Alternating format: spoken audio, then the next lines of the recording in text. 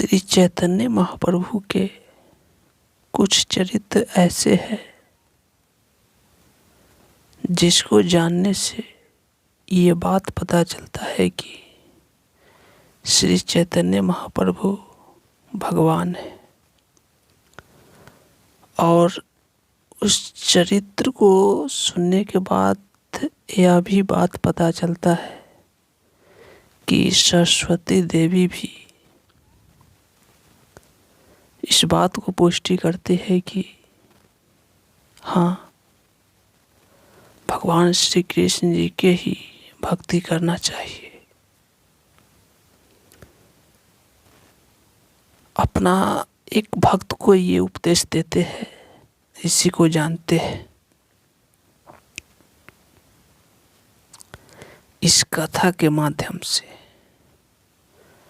नवद्वीप की पंडित मंडली अत्यंत चिंतित हो उठी है। दिग्विजय पंडित केशव काश्मीरी भारत के समस्त प्रसिद्ध पंडितों को शास्त्रार्थ में पराजित करते हुए हजारों घोड़ों, हाथियों और शिष्यों को साथ लेकर नवद्वीप विजय के लिए पधारे। नगर में सर्वत्र इसी की चर्चा है। पूर्णिमा का चंद्र अपनी सुशीतल ज्योत्सना को सर्वत्र बिखेरते हुए पूर्व दिशा से झांक रहा है। भगवती भागीरथी के मनोरम तट पर प्रखर प्रतिभा संपन्न किशोर अवस्था वाले पंडित निमाई छात्र मंडली के बीच में बैठकर विद्या चर्चा कर रहे हैं। देवयोग से दिग्विजय पंडित भी घूमते फिरते वहीं उपस्थित हुए। छोटे छोटे बालकों को विद्या चर्चा करते हुए देखकर वे भी उन्हीं के बीच बैठकर उनसे वार्तालाप करने लग गए।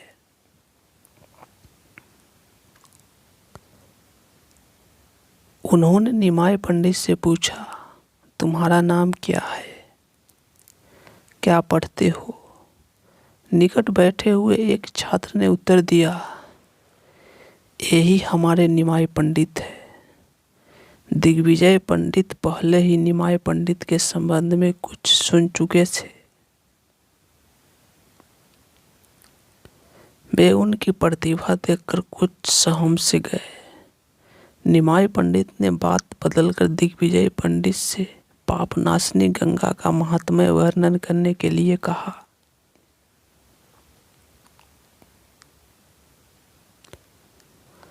कहने मात्र की देर थी कि दिग्विजय पंडित विभिन्न अलंकारों से युक्त सुंदर, सरस एवं सर्वथा नवीन सैकड़ों श्लोक सुस्वर से धराधर बोलने लगे। छात्र मंडली स्तब्ध और अवाक रह गए। ऐसा अद्भुत पंडित सरस्वती के वर से ही संभव है।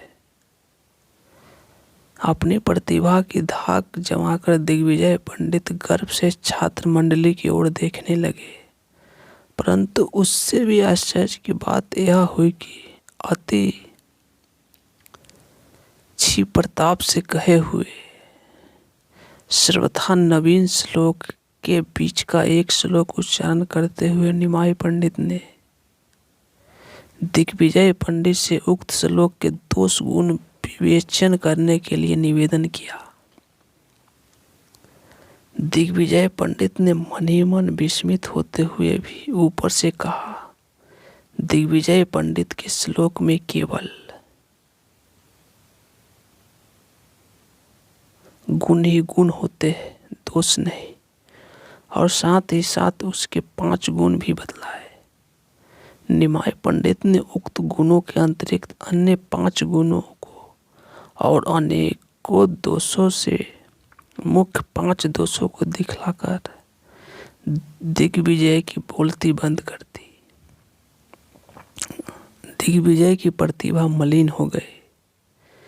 वे सर्व स्वयं खोए हुए व्यापारी की भांति थके हारे और लज्जित होकर खेमे में लौट आए और अपनी अप्रत्याशित पराजय का रहस्य जानने के लिए अपनी आराध्य सरस्वती का ध्यान करने लगे। अब यहीं पर ये बात समझने वाली बात है। ये जो दिग्विजय पंडित था सरस्वती देवी का बहुत बड़ा भक्त था। वहाँ पर पराजय स्वीकार करके उसके बाद उनका ध्यान करने लगा। अब आगे जानते हैं क्या हुआ। अपनी आराध्य सरस्वती का ध्यान करने लगे। सरस्वती देवी ने उन्हें दर्शन देकर कहा, क्या कहा? अब ये बात अब ध्यान से समझने वाली बात यही है। दर्शन देकर कहा क्या? आज मेरी आराधना का यथार्थ फल तुम्हें मिला है। ये निमाय पंडित कोई साधारण बालक नहीं है, बल्कि मेरे पति स्वयं भगवान श्री कृष्ण है। उनके चरण कमलों में शीघ्र आत्मसमर्पण करो। अब यहाँ पर ये बात समझने वाली बात है। यहाँ पर देखिए, यहाँ पर समझने वाली बात ये है, यहाँ पर ये गोल है ना, यहाँ से देखिए कि आज मेरी आराधना का यथार्थ फल तुम्हें मिला है। ये निमाय पंडित कोई साधारण बालक नहीं है, बल्कि मेरे पति स्वयं है। उनके चरण कमलों में, यहाँ पर समझने वाली बात ये है, उनके चरणों में शीघ्र आत्मसमर्पण करो। कहने का तात्पर्य, उनका संकेत एकदम साफ साफ यही है कि मेरा आराधना करो, ठीक है, लेकिन आराधना का फल तभी सिद्ध होगा जब आप भगवान श्री कृष्ण जी के भक्ति में लीन हो जाओ, उनके आत्मसमर्पण कर दो। यही उनका तात्पर्य हुआ और यही बात